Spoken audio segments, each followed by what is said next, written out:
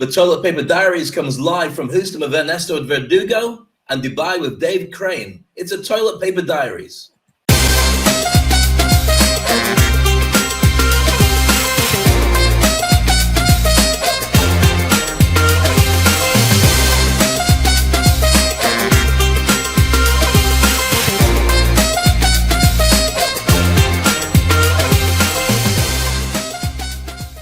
Well, right now it is April Fool's Day, and very honestly, I actually thought it would be awesome if you will wake up today and you will find out that all of what we have been living these past 3 weeks was all a joke. But of course, it was not the case. So that makes me not very happy. Just when we were here, just about to start the show, we received a April Fool's message that said that Governor Abbott, which is the governor of Texas, said that all kids had to repeat their school year right now, and that's what actually we told to the kids. Of course, it was an April Fool's joke, and they were in absolute shock until, of course, we said April's Fool. So, well, if we can just call it as that, happy April Fool's Day.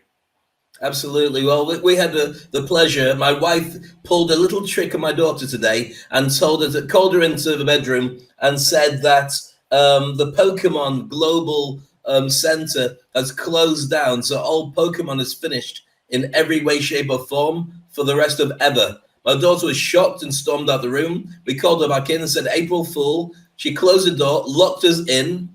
And when she released us, to get out, we had to walk through the whole door being covered in sticky paper, sellotape.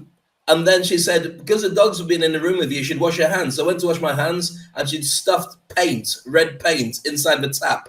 My daughter's 9. She's very vindictive. My wife said she's going to get us back. I said, no, she's too sweet. I'm really worried. I know nothing about my daughter. Nothing. Oh my God. So here we go.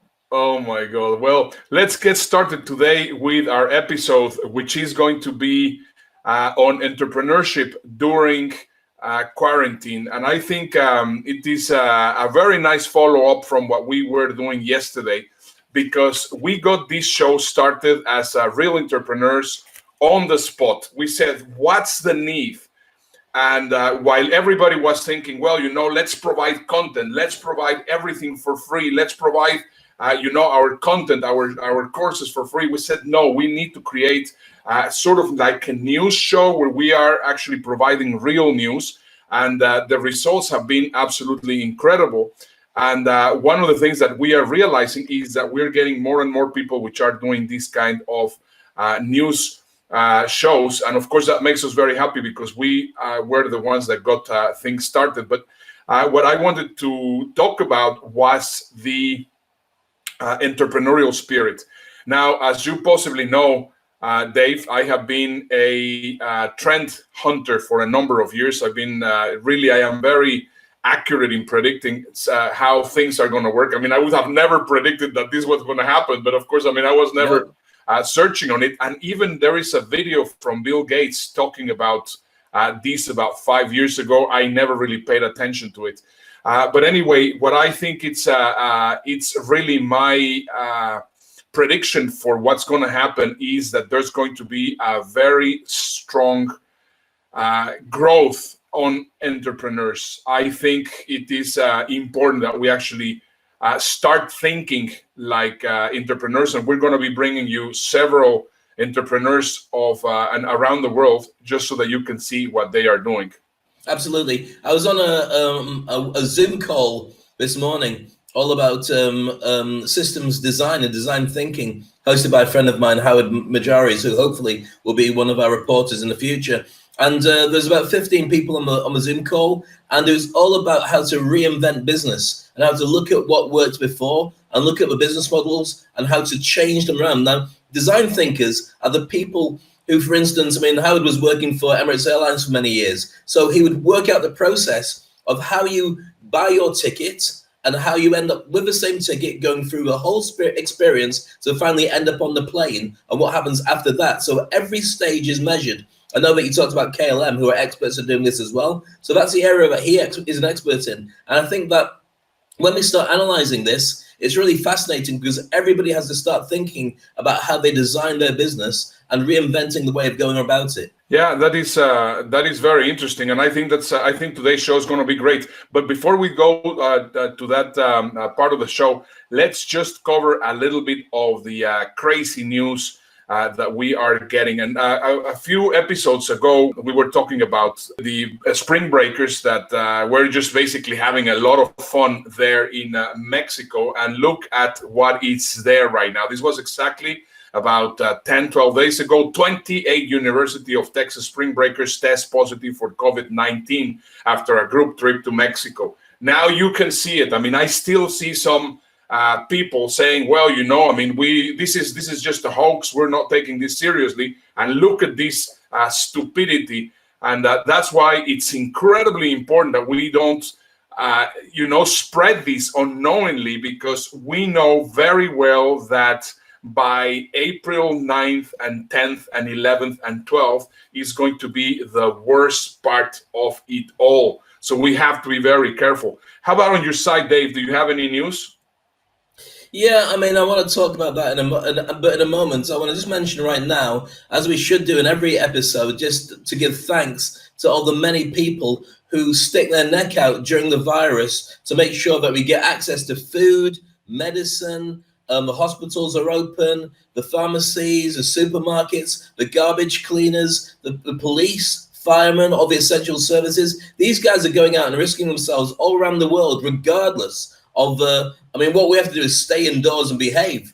But they do an incredible job. I was reading about the cruise ships, various cruise ships that are not allowed into port because they've got some people that are positive who are not allowed to come in. So I don't know how they're getting their food, how they're getting their supplies. But needless to say, if you're in we've been on cruises together. If you're on that kind of environment, there's nowhere to hide, even in your cabin. Your cabins are tiny. I mean, you can't say how small these places are. So that's a bit of a challenge. Talking about that, we were chatting yesterday, some very good friends of ours who've since left Dubai and are living in the UK. And husband and wife with a couple of kids that used to play with Maya were very close.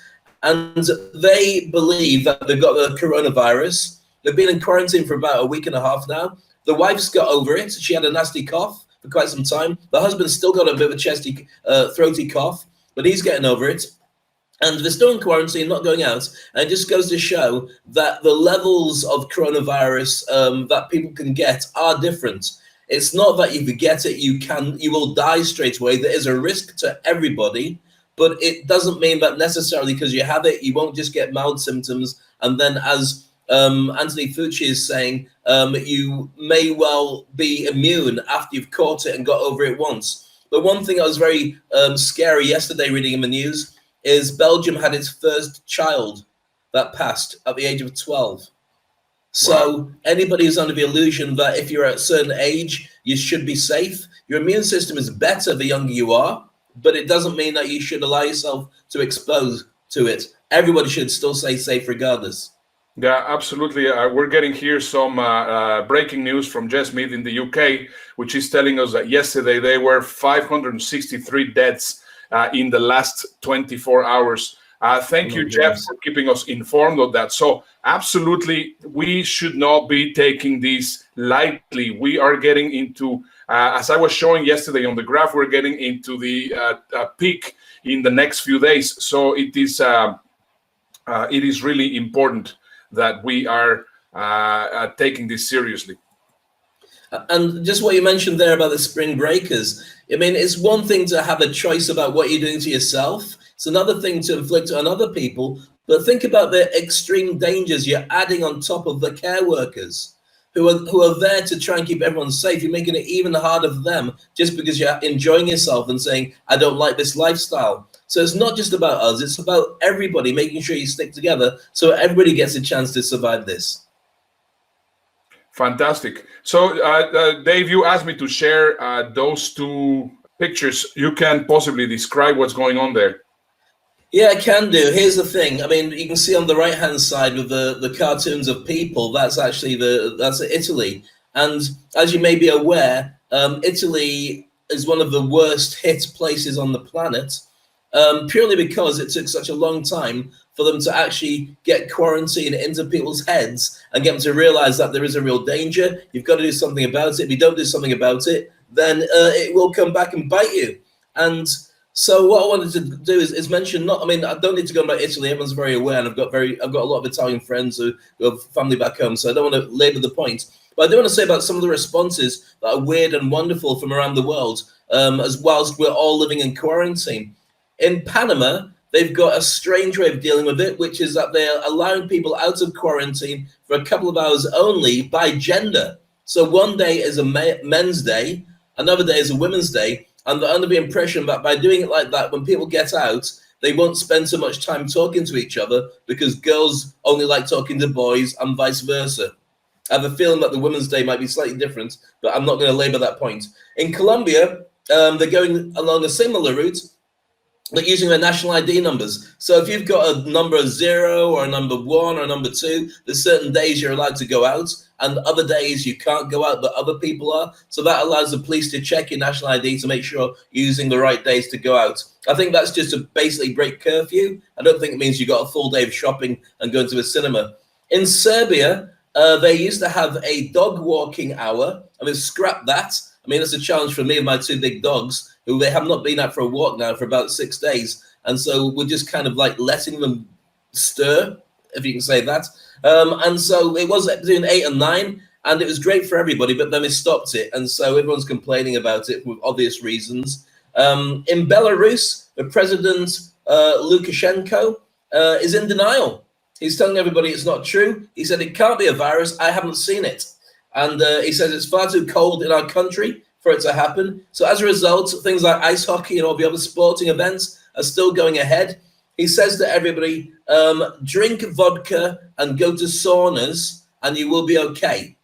So, I mean, I can't even tell you what I think of that. It's just utterly irresponsible. And again, without the politics coming in, it's so bad for what's going to happen to the rest of the country as a result of not letting people at least make their own choice, because it all comes from the top. Okay, moving on to Sweden. Sweden's got 4,500 cases. They're pretty much trusting people to make their own decisions. Schools are still open, but there's no gatherings over 50 people allowed anywhere. And as I mentioned before, Sweden's got a huge population. 50% of Swedish people live on their own and they're young, and so they would go into natural isolation without thinking about it anyway. And they are slightly removed when it comes to being social. I don't mean the horrible thing about Swedish people at all, but they're quite used to having their own space, and they say that cultural thing allows them to be probably more protected than many other countries because it's built into the system of the people.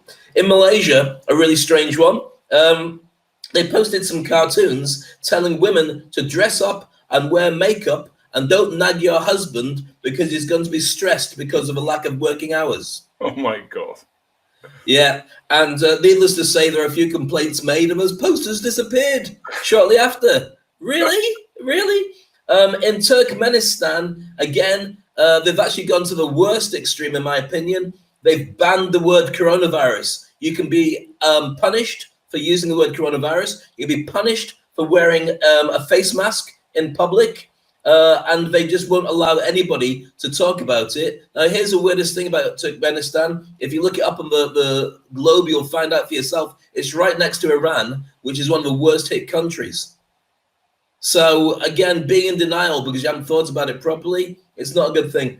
And lastly, Austria, where they're very strong on pushing for masks. So if you go out to any supermarket or so on, you've got to have your masks on as well. So well done to Austria for thinking about it like that. That's some of the crazy stories. I know there'll be lots of places, as we mentioned yesterday, like Mexico, where there's lots of challenges for the people. And I mean, we avoid all politics, to be honest with you. I'm not mentioning countries because I want to talk about leaders. I'm talking about the countries because I feel for all the people of the countries, because you should be at home and you should be locked in and you should be looking after everybody else at the same time. Oh my God, this is absolutely insane. We're really going, we're really going crazy in this place. You know what? This actually makes me think of the only time in my school years that I had a speaker. He was not even a teacher. I mean, he was just somebody that came for an hour, hour and a half to talk to us about entrepreneurship. I mean, we always we're trained, as Robert Kiyosaki says, we were always taught to be employees. However, this one time we had somebody that was talking about entrepreneurship, and during that specific talk, and I still remember, and I mean, we're talking about this was what 35 years ago or something like that, possibly more, 37 years ago, and he was mentioning something which I still remember until this day.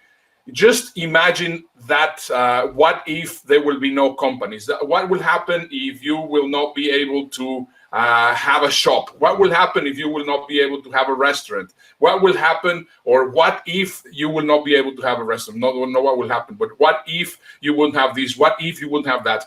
And today I was actually thinking, well, we are right now on that what if.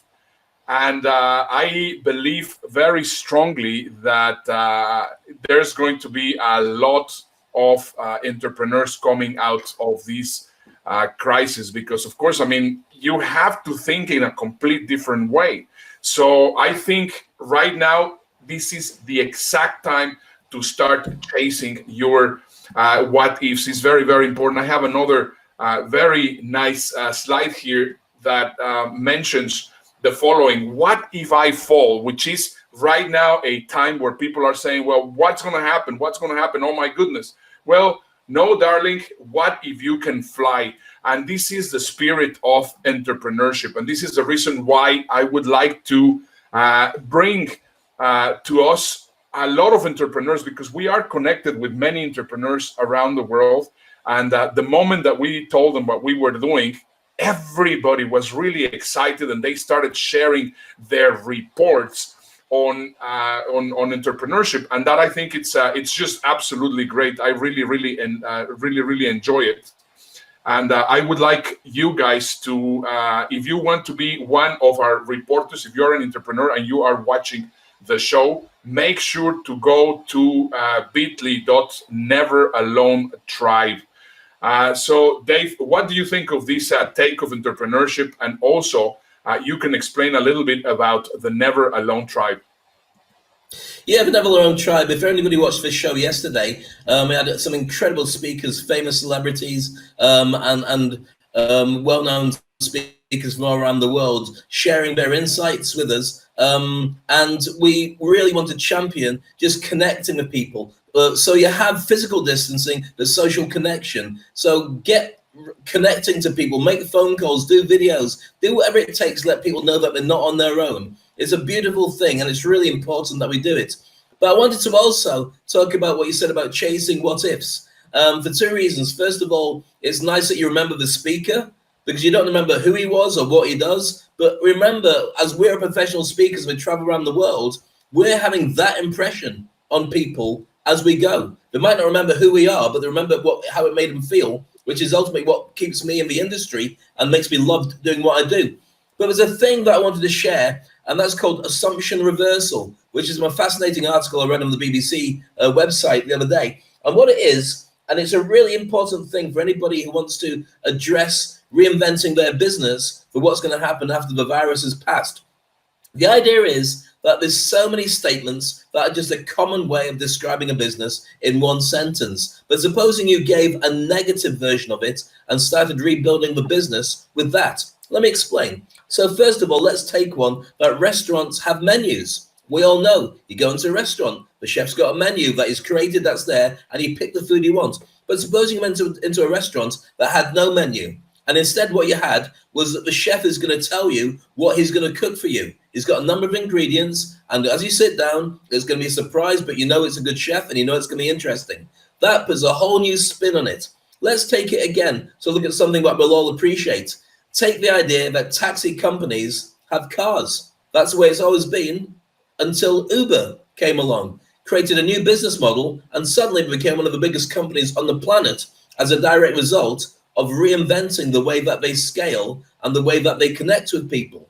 Let's take another one, because this is one of the things that's going to be so fascinating as to what happens. And that's education is about imparting knowledge. Our business end of education has always been about filling the kids with as much as they can do, and then let them get through some exams and tests, that are brutal and cruel and will basically give them stigma for the rest of their lives. And I don't mind saying this because I just do believe it's true. And now what we have is a situation where it's all being knocked on its head.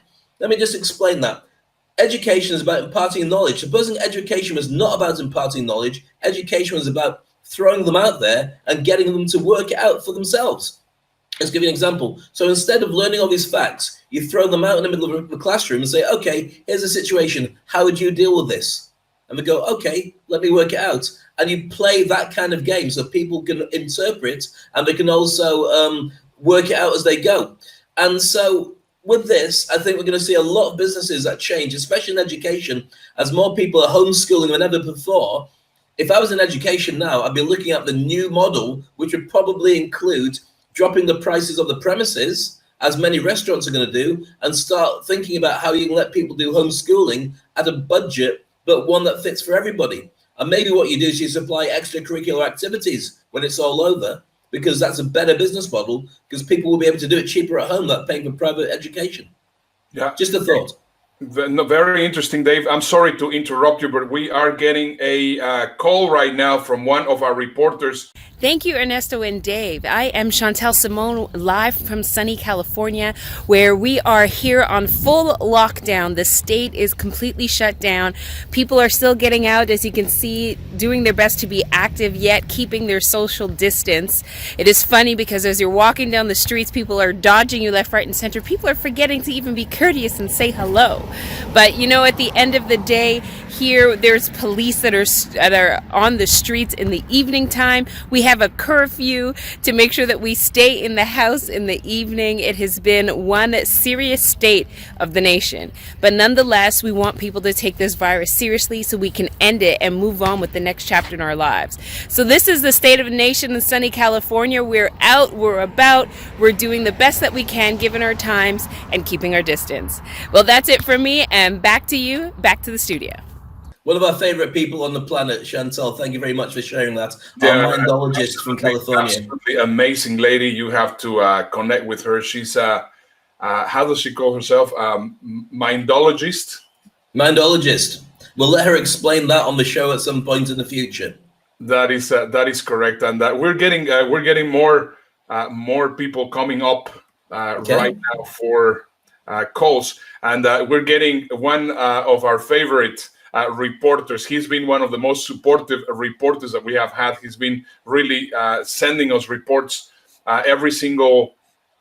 almost every single day, and that is the amazing Michael Dietrich. So Michael Dietrich. He's there. So he's a big TV star in Holland.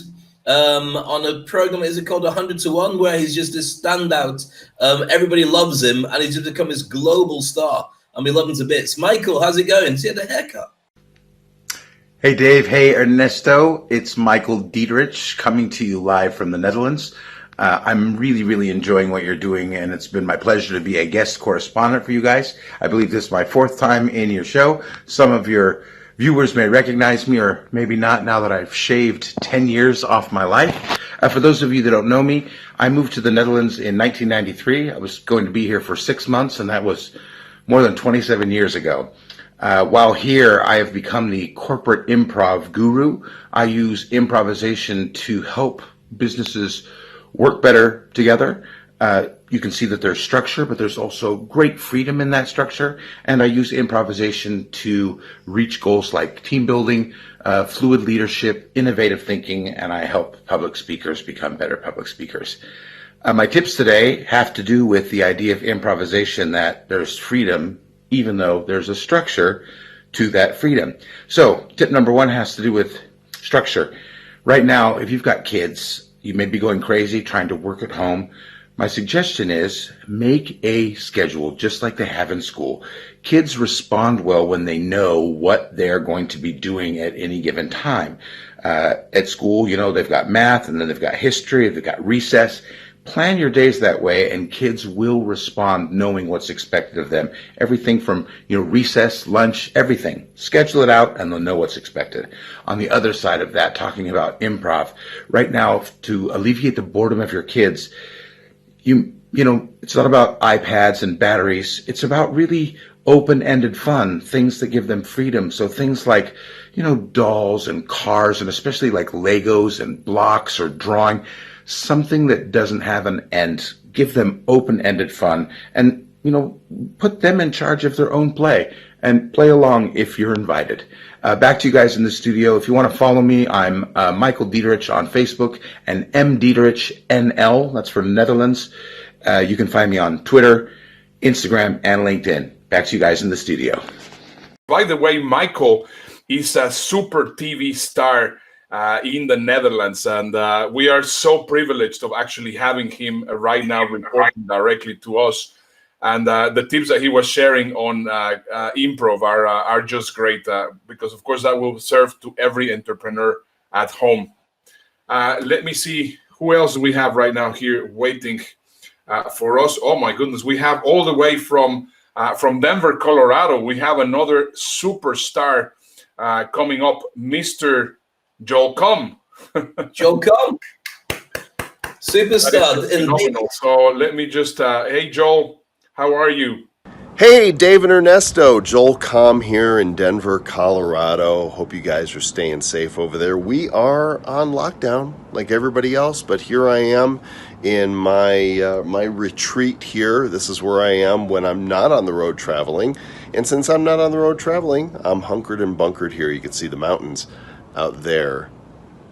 Beautiful day here in Denver, absolutely. Anyway, I am taking the opportunity to do a couple things. One, I am selling a lot of the things that I've kept around for a long time on eBay and on Amazon, and I'm actually making a lot of money doing that, decluttering. But more importantly, you guys both know that I'm in the cryptocurrency space and I co-host one of the top crypto podcasts with Travis Wright. It's called the Bad Crypto Podcast. And we are putting on a virtual event called Virtual Blockchain Week. You could actually go to virtualblockchainweek.com the last week of April. And we've got some of the biggest names in crypto and blockchain that are going to be joining us for the most ambitious event of its kind. It's really going to be amazing. Anyhow, things are good and staying healthy here, enjoying the Denver sunshine and still getting out for my walk every day. Just trying to keep 6 feet or more away from other people so that I don't catch this thing like some others are. All is well. You guys keep doing good stuff. Now back to you. I always admire Joel because he's always ahead of the curve, don't you think? How big is his house? If he's on the roof of his house, how many stories has he got in his house? He's making too much money. Amazing. But we love Joel. He's fantastic, and he's always great for catching up. And he's been at top. He's been one of the top marketers on the internet for how many years? 15, 20 years? Really? I think 1983. He's one of the first names that I ever heard of the internet. I mean, he's Twitter power, and then AdSense Code. He wrote. He's a multiple New York Times best-selling author. He's an absolute celebrity, and we're also feeling incredibly grateful that he is joining us. This is a gift given by Joel, by the way. Oh, yeah. This is the gift that Joel gave me. Last time I saw it. From Joel Com. Yeah, that's very sweet. And now let's bring all the way from the south of Germany, Catherine, which is an environmentalist, and I think that's another take that we have not really considered until now. So let me just see if Catherine is ready. Hi Dave, hi Ernesto, hi everyone from Germany, and thanks for having me on this show. I'm here in the very southern part of Germany in the beautiful Bavarian Alps, and I'm very blessed to be here surrounded by mountains and nature. And just to give you a little bit of an update of what's happening here, I think we have the same restrictions as everyone else in the world now. We are trying to stay at home as much as possible, only going out if we have to go to work or do our groceries, no gatherings is allowed and we are only staying with family. And I think it starts paying off, and the number of new infections are slightly going down. So please, everyone, support and stay at home and help our healthcare workers in getting this under control. While we are getting a lot of negative news, obviously, at the moment, I want to focus on something which is definitely positive, and that's the impact this crisis has on our environment. As we're all in lockdown and there are no flights happening and traffic is really, really low, we are seeing very low emissions. The skies are clearing up, rivers are clearing up, and we see all of a sudden wildlife in areas we haven't seen in a very long time. So I think that's a very good thing to happen, and we should use this time and thinking what we can do to keep this trend even after the crisis. Our planet needs some help, so why not using this time and coming up with some ideas and making new habits? So, for example, you could decide on planting some trees. You could decide to carpool more often in the future when you go back to work, or cycle more, walk more, do your groceries only once a week, or doing some other things like getting rid of all your single-use plastic. It's definitely worth for our environment and worth for our own health. So that's it from me. Thank you for tuning in, and I wish you all the best. Please stay home, stay safe, stay healthy, and back to you in the studios. Bye. Great take on the which is a topic that we never really discuss. I mean, how the impact of stopping the entire world has created to the environment, and I think that also that's something that I can possibly predict. There's going to be a point that we're going to say, well, if we stop everything for a little bit, things are going to start actually becoming better. Well, I think one of the things that's true as well, Ernesto, is we're going to have different value systems at the end of this. Remember, right up until this point, it was all about money, money, money, me, money, money, money. And I think that what this will force people to do is they'll start to realize that money is important, but it's not the only thing. Friendship, connection, better quality of life, making sure that we don't have this happen again by being closer to other countries, and also maybe looking after the environment a little bit better. I think these will be spin-offs that will carry a lot more weight. I've known Catherine for a long time, and she's been on the case for a long time. And I hope that this helps her with the cause that we should all be adopting about making a better planet. That is correct. And we're running out of time, but I still have John Briggs waiting right now to give us his updates. And John, I feel honored and privileged to actually have him here as one of our reporters in the Toilet Paper Diaries, because he is a celebrity in the UK. And Dave, you can also quickly tell them some other stuff that he has done.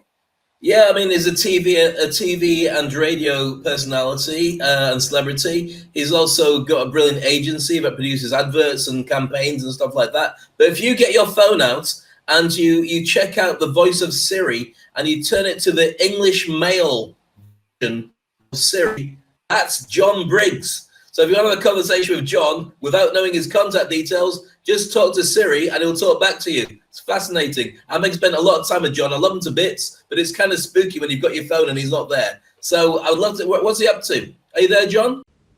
Hi, Ernesto. Hi, Dave. I'm here in the heart of the home counties of the UK. So working in this new world is quite an interesting place to be, not least because I'm given the opportunity of not shaving and seeing what results, for which you'll have to forgive me.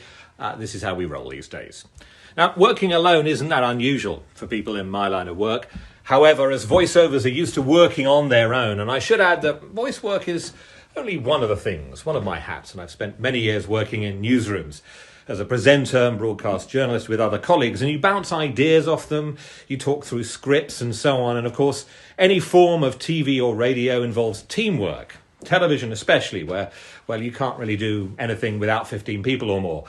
Radio is a bit more personal and is much more direct to your audience. So again, that's quite a solo activity. And I always say radio is the only job you can do where you sit and talk to yourself for 3 hours and you don't get put away. Now, voiceover is very singular. So working on our own in little studios like this one here, which is mine. This is my studio booth. This is very common. Maybe it's something to do with keeping our egos in check. So while I'm listening to other colleagues who are finding it difficult to be disciplined at home and missing their colleagues as well, as someone who regularly works on their own and at home, the advice I give is to ensure that you work in one room, away from the rest of the household if at all possible, maybe even a garden shed, because there's still a requirement to actually go to work and leave work. If it is part of your home environment, you can consistently drop in and drop out of it, and your work will be far less efficient as a result. And you'll be easily interrupted, easily distracted. And you'll find yourself making more cups of tea than normal. You'll find yourself opening the fridge door and staring at it for quite some time. So resist the urge, if at all possible, and add something new to your daily workload. Start a piece of research on something to learn, perhaps, that you've never done before. There are some brilliant online courses that cost really very little. So when we get back to normality, which we will do, you'll be even better prepared to make an even greater impact on the world around you and be even more successful in the PC or post-COVID-19 world. I'm just going to go and stare at my fridge for the 5th time this morning. And as we always used to say back in the day of any report, John Briggs for the Toilet Paper Diaries in Buckinghamshire. Back to you in the studio. Absolutely brilliant. Brilliant. And I was just going to say that his sound studio looks like what all the people would be doing with their toilet paper if they wanted to create a place where they could do recordings. It was everywhere. I know it wasn't toilet paper, but it looked a bit like it. So that's John Briggs, top guy, one of our correspondents and friends of the show, and hope he's staying safe and making lots of money in the UK as well. That's awesome. So just before we close the show, make sure to connect with me here in Ernesto.today, just over here. That's not a website talking about me. Those are my contact details. I mean, you have my WhatsApp, you have my Messenger, even my personal phone. And please connect with me. I would love to help you, or I would love to also hear from you if you would like to be a reporter. And if you would like to connect with Dave, do the same thing. Go to thedavecrane.com. That's not a website talking about him. Those are his contact details. And now, Dave, over to you so that we can close the show. Well, it's been a complete pleasure, as always, spending quality time with you, Ernesto. I see more of you than I see any other human being, probably including my family, which is not a bad thing, but it's kind of a bit creepy now. Make sure that you connect with us on the website, www.bit.ly,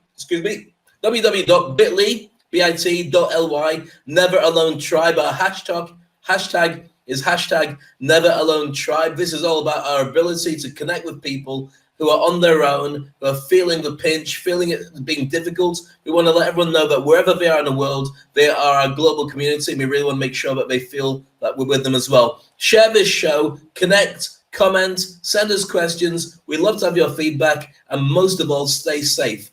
We'll be back same time tomorrow, and we'll be here with you every single day until we're all clear from the other side of this. Ernesto, take care. Great to see you, my friend, and everybody else, see you soon.